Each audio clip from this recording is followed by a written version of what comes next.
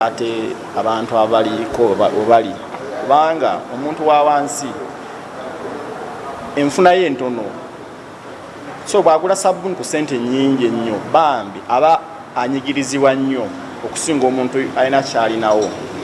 Akulembeddemu okukunganya alipoota eno Daniel Lukwago agamba nti wadde gavumenti ezeeteekawo amakubo ag'enjawulo abantu okuyitamu okwekulaakulanya wabula tegavuddemu kalungi konna. Kati badde n'obuzibu bwa covid ono abaddewo abakyala abasinga baali balina capital yaggwa kubanga baamulyamu emmere kati weesanga nga baleeta ssente ez'okubudaabuda economy ssente ezisinga zaasigala waggulu mu bitongole ebyesobola nezitatuuka ku bantu ba bulijjo naddala abakyala. Okusinziira ku bakugu mu kulondoola ebyenfuna by'eggwanga, Uganda efiirwa obuwumbi 2 buli mwaka nga zino ze zimu ku ssente bamusigansimbi ze bajja kunonga amagoba ne bazitwala okukulaakulanya mu mawanga gaabwe.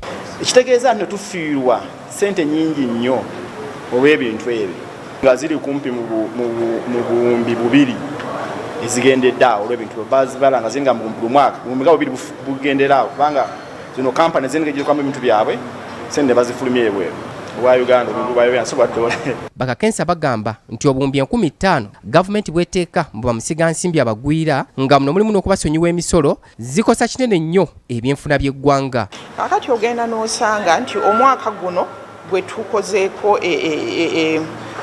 embuuliriza ya omwaka 2021 gavumenti yafiirwa triliyoni 5 ssente ezo nga zisinga essente ezagenda mu malwaliro mu byenjigiriza ne mu by'amazzi.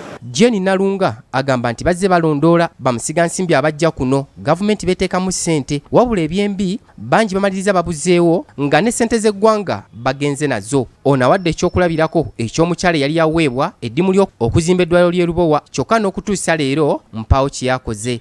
Naye kaakati olaba omukyala oyo bagambye tasasula musolo naye ng'olwedde alina ssente zaffe ez'e Lubowa eddwaliro talikolanga naye kati era gavumenti emwongedde ssente. Kakati ffe kye tusaba gavumenti nti essente tulina ntono covid yadobonkanya ebintu byaffe ebyenfuna n'olwekyo ssente yonna gye tulina twandibadde tugikwata bulungi. Mu kwanukula minisita omubeezi ow'ebyensimbi Henry Musaasizi agumizza bannansi nga bwe waliwo enkyukakyuka mu nsolooza y'omusolo ereeteddwa nga n'embalira y'omwaka gw'ebyensimbi ogujja temuli misolo mipya. Government's policy stance is not to introduce new taxes or increase the existing rates on account of the need to support economic recovery. In the next financial year, I have decided to do nothing except for closing the leakages which have been existing in our tax administration system. Ono yeeyamye ku lwa minisitule y'ebyensimbi okukolera awamu n'ebibiina bino okutumbula ebyenfuna by'eggwanga. Titus Jemba, BBS Telefina, ageesigika. Thank you very much.